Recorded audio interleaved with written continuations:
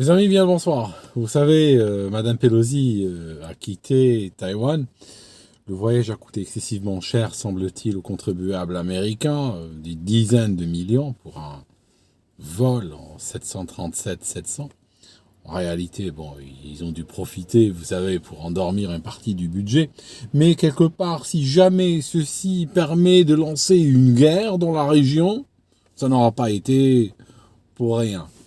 Les Taïwanais sont en train de découvrir pourquoi les conseilleurs ne sont pas les payeurs. Parce que bon, la dame, elle vient, elle processionne dans le pays, prend quelques selfies, elle part. Qui se retrouvent dans la merde, ah bah c'est bien eux, hein, ils sont tout seuls là-dedans. C'est pas elle qui va subir les dégâts. Vous savez, les Américains sont toujours comme ça. Le régime américain part à droite, à gauche, fout la merde et ils rentrent. Néanmoins, je vais vous dire un truc. Vous savez, je n'aime pas le régime chinois. Je n'aime pas le régime chinois. C'est un régime qui me terrifie. C'est réellement du niveau Daesh. Récemment, la dernière nouvelle que j'ai appris à leur sujet et qui ne m'a même pas surpris, mais qui m'a permis de mesurer encore, si c'était possible, la dépravation de ce régime, c'est qu'ils ont installé des caméras de surveillance avec la reconnaissance faciale qui permettent en classe de surveiller les visages des enfants et qu'un ordinateur analyse qui est en train de suivre, qui n'est pas en train de suivre. Vous imaginez. C'est un système carcéral. Les gens sont en prison dès la naissance. Dès que la technologie permet de pouvoir contrôler quelque chose, contrôler un comportement, une pensée, n'importe quoi, ils vont le contrôler, ils vont le gérer. Et la chose qui me désole le plus, vous savez quoi? C'est que nous sommes en train de le ressembler. C'est que nous sommes quelque part en Europe, l'Occident, depuis littéralement depuis le Covidisme, hein, depuis qu'il a importé de la Chine, depuis que l'Italie a eu la géniale idée d'importer le confinement depuis la Chine. Aujourd'hui, plein de pays occidentaux européens se découvrent que finalement, on peut être tout aussi totalitaire que la Chine. Hein, c'est dans un intérêt, on le fait dans un intérêt supérieur, quel que soit cet intérêt supérieur. Généralement, tous les dictatures de l'histoire ont agi au nom d'une idée supérieure quelconque. Alors, ce que je voulais vous dire, malgré cela, quand Pelosi était à Taïwan, eh ben quelque part, j'étais pas du côté de Pelosi, j'étais du côté de la Chine. Vous voyez ce que je veux dire? Tellement je suis dégoûté par ce système américain que quand je prends le pays le plus dépravé de l'histoire qui est la Chine, eh ben quelque part, quand je vois cette pourriture face à cette dépravation, quelque part, pendant quelques heures, je suis du côté de la dépravation. Ça veut dire que, quelque part, j'ai été pro-chinois pendant quelques heures. Voilà. Et après, bon, voilà. Elle est partie. Et dès qu'elle est partie, j'ai repris mon anti PCC primaire. C'est-à-dire que je me suis dit, finalement... je n'ai même pas osé vous dire ce que j'ai dit en privé. Hein. Je vais vous dire la version édulcorée. C'est tout simplement les Chinois, ce sont des petites, des petits joueurs hein, quelque part. Parce que s'il faut regarder, ils ont littéralement fait ils nous ont chié une pendule, hein, comme on dit. Hein, sur la Pélogie, on fera ceci, on fera cela, on va attaquer. Ils sortent l'armée, ils sortent les chars, ils publient des vidéos, machin, ils montent dans le temps. Attends, moi je croyais qu'ils allaient lancer la Troisième Guerre mondiale, les mecs. Puis finalement, la vieille arrive, elle part, et ils sont là comme des culs. Je veux dire, ok, je veux bien qu'il, quelque part, il y a beaucoup de gens qui ont salué la grandeur, quelque part, de la Chine, que la Chine a su se montrer raisonnable, et de cette attitude, nous sommes déjà en train de récolter les fruits, c'est que nous existons, nous respirons toujours, nous ne sommes pas dans une troisième guerre mondiale, ce qui est bien. Mais quelque part, si leur but dès le départ était de se dégonfler, hein, ou s'ils sont par nature dégonflés, si leur nature c'est réellement terroriser les petits-enfants en leur mettant un système de reconnaissance faciale dans les classes, hein, si c'est ça leur forté, il fallait pas monter au créneau. Parce que finalement, sur Flight Radar 24, le serveur avait littéralement planté, le Boeing, le Spar 19, on voyait quasiment pas, des fois il sautait comme ça, parce qu'il y avait 300 000 personnes qui suivaient en live le déplacement de Pelosi à Taïwan. Mais elle suivait pourquoi? Parce que c'est la Chine qui a fait de la publicité pour. Si les Chinois avaient l'intention, de toute façon, de ne rien faire, de se dégonfler, ils auraient dû fermer leur gueule dès le départ, ça aurait économisé, ça aurait fait des économies pour tout le monde, je veux dire. Vous voyez ce que je veux dire? C'est complètement ahurissant leur manière de monter comme ça au créneau, puis après de se dégonfler à la dernière minute, puis dire oui, bon, on fera un exercice, et puis c'est terminé. D'accord? En Allemagne, sur un autre sujet, mais c'est peut-être connecté, qui sait. Sur un autre sujet, en Allemagne, il y a une nouvelle loi qui va arriver, qui va permettre aux Allemands de changer de sexe une fois par an. Ça veut dire une fois par an, chaque Allemand aura la liberté de changer de sexe.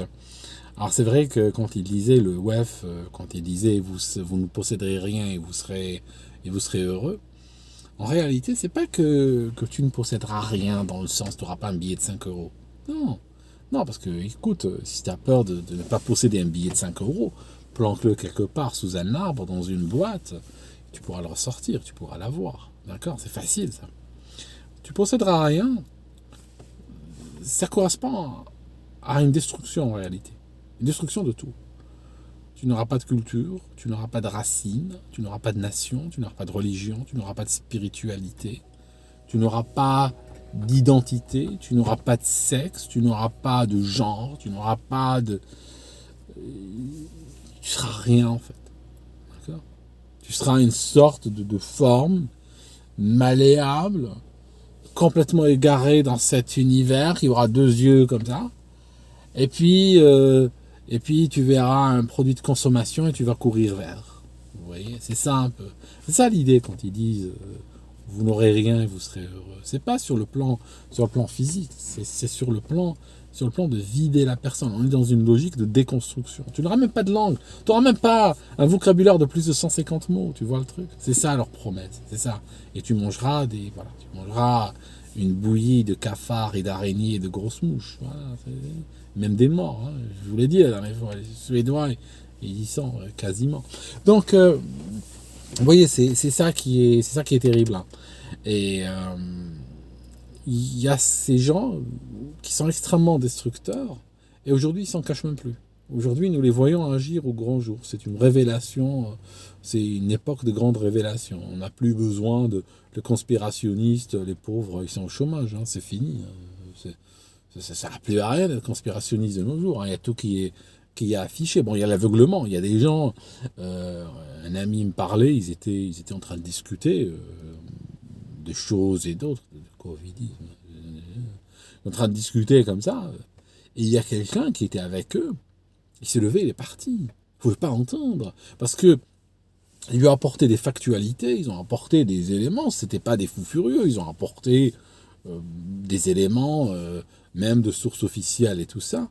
Et le mec, quand ça dépassait son endoctrinement, il s'est levé puis il est parti littéralement en courant.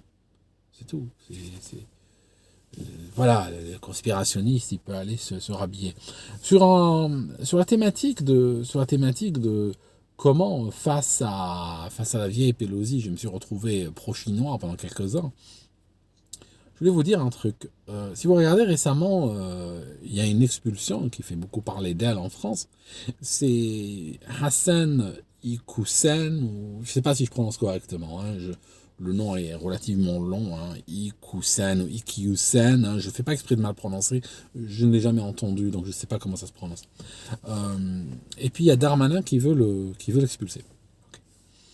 En disant que soudainement, bon, il est antisémite, anti-république, machin, tout ça, ok. Contre les valeurs de la République. Voilà ce que j'ai entendu, le mot valeur de la République. S'il y a un mot qui mérite, honnêtement, qui mérite les cheveux sur la tête, ce sont les valeurs de la République. Il n'y a pas de valeurs de la République. D'accord ? Les premières victimes de la République sont les Français. D'accord ? Il y a beaucoup de peuples dans le monde qui ont été victimes de la République. D'accord ? Je ne parle pas de la France, je parle de la République. Et les premières victimes sont les Français qui sont en train de morfler au jour le jour. Et plus de Français se réveilleront à ce que leur pays, c'est la France et pas la République, plus nous irons vers une solution. Donc, quelque part, Iqiyoussen, moi je ne le connais pas. D'accord ? Il y a des gens qui m'ont écrit, oui, tu penses quoi d'Iqiyoussen, machin. Je ne le connais pas. Je sais qu'il s'appelle Eki Hussein, bon, c'est déjà pas mal. Je sais qu'il est imam, qu'il prêche. Il prêche quoi? Je n'en ai pas la moindre idée. À ma connaissance, il n'y a pas eu de condamnation contre lui. Ça signifie que bon, il est resté sous le radar. Hein. Il n'a jamais dit des trucs qui l'ont conduit devant la 17e chambre, un truc comme ça. Donc, machin Darmanin, là, au nom de valeurs de la République, il veut le virer. Bon, c'est clair que c'est pas au nom de valeurs de la République. C'est sous un autre motif. Il y a un motif ultérieur. Parce que les valeurs de la République, nous le savons, ça n'existe pas.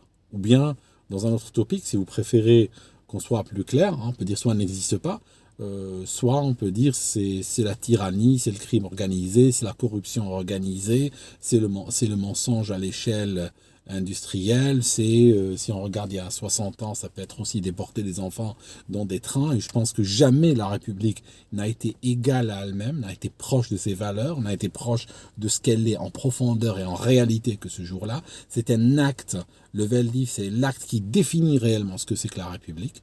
D'accord, c'est cet acte-là, c'est cet acte de sincérité, c'est un acte d'intégrité par rapport à ses valeurs, et de sorte que aujourd'hui, quand il dit qu'il vire Eki Hussein, c'est quoi? Peut-être qu'Eki Hussein ne soutient pas le terrorisme.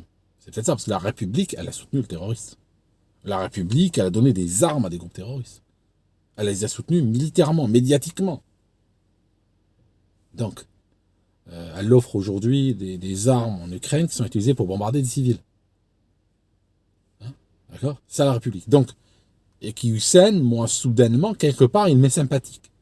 D'accord? Je ne le connais pas. Ok? Je ne le connais pas, je ne connais aucun prêche de lui. Mais là, je me dis peut-être que, je sais pas moi, peut-être qu'il a refusé de soutenir Al-Qaïda, ou il a peut-être dit qu'Al-Nusra faisait pas du bon boulot. J'en sais rien. D'accord, mais en tout cas, je sais que M. Eki Hussein, à ma connaissance, n'a pas de violet de meuf. Hein. On n'est pas poursuivi ou autre pour des histoires de meufs. Hein. Ok, M. Eki Hussein n'a pas ça dans son CV. Ok, République. Donc, écoutez, n'écoutez pas cette vidéo avant de dormir. Hein. Il y a des gens qui me disent, oui, je mets un écouteur, j'écoute les vidéos en m'endormant. Ok, moi je veux bien. Pas celle-ci quand même, pas celle-ci. Parce que ce genre de vidéos, elles sont porteuses d'une certaine toxicité, vous le remarquez bien. Mais cette toxicité, c'est la réalité que nous sommes en train de vivre. Nous nous font baigner dans un bouillon de toxicité. Et le bouclier qu'on peut avoir, parce qu'il faut avoir un bouclier, d'accord? Le bouclier, c'est... Moi, je sens la toxicité, mais autant... Il y a des fois où je suis vaincu par elle, où je la sens à l'intérieur de moi, mais plus souvent, j'arrive à la vaincre. Je pense qu'avec en ouvrant sa conscience, en s'informant, en ayant aussi la foi, en trouvant des fois du secours auprès dans des valeurs universelles, dans des choses immuables depuis toujours, on arrive à garder cette toxicité loin de nous. On arrive à le voir. C'est comme si on se met debout au bord d'un lac plein de crocodiles. Il y a deux manières d'appréhender les choses. Je suis debout au bord du lac, je vois qu'il est plein de crocodiles. Ou bien je suis moi dans le lac et je sens qu'ils sont en train de nager autour de moi et je sens qu'ils me touchent et ils vont me bouffer d'un moment à l'autre. D'accord? Le but de la toxicité, c'est les crocodiles. Alors, autant il faut en être conscient, savoir où commence le lac, okay, savoir combien de crocodiles il y a dedans et tout ça, autant cette conscience va nous aider à éviter d'aller nager dedans. D'accord? C'est très important. Ne pas nourrir le crocodile en soi. Okay? C'est très important. Hein? En tout cas, je suis ahuri tous les jours. Hein. Je suis complètement... je suis pas ahuri, je suis même pas surpris en réalité, parce que je vois ce système de république qui rejoint ce qu'il est vraiment en fait. Il arrive de temps en temps. C'est un peu comme, vous savez, c'est un peu comme cet alcoolique qui de temps en temps arrive à cacher qu'il est alcoolique et de temps en temps ça se voit. Voilà. Et la République française aujourd'hui, ça se voit. Hein. D'accord, le vice qu'il y a dans ce système politique est visible, même aux gens les plus aveuglés. Ils le voient. D'accord. Donc, ouais. C'est pas top. Hein, c'est pas top. Et je vois plein de gens se plaindre de la République, mais franchement, les premiers qui doivent se plaindre de la République, c'est bien les Français, quoi. Je vois des peuples parler de leur décolonisation. Je Je vois les Algériens, je vois d'autres, les Haïtiens, je vois plein de gens parler de la douleur de la décolonisation. Mais le seul pays qui n'a pas été décolonisé, c'est la France. Hein. Ça, je vous le dis. Hein. Ok. Je vous laisse, mes amis. J'ai peur de trop en dire. Hein. C'est des idées qui naissent pendant que j'aimais, hein, pendant que je parle dans ces vidéos. C'est pas, je ne le savais pas il y a 10 minutes ce que je suis en train de vous dire, mais je suis content de venir l'exprimer devant vous. D'accord. Et puis, on se voit dans une prochaine vidéo. D'accord. Merci en tout cas, et puis très bonne nuit, mes amis.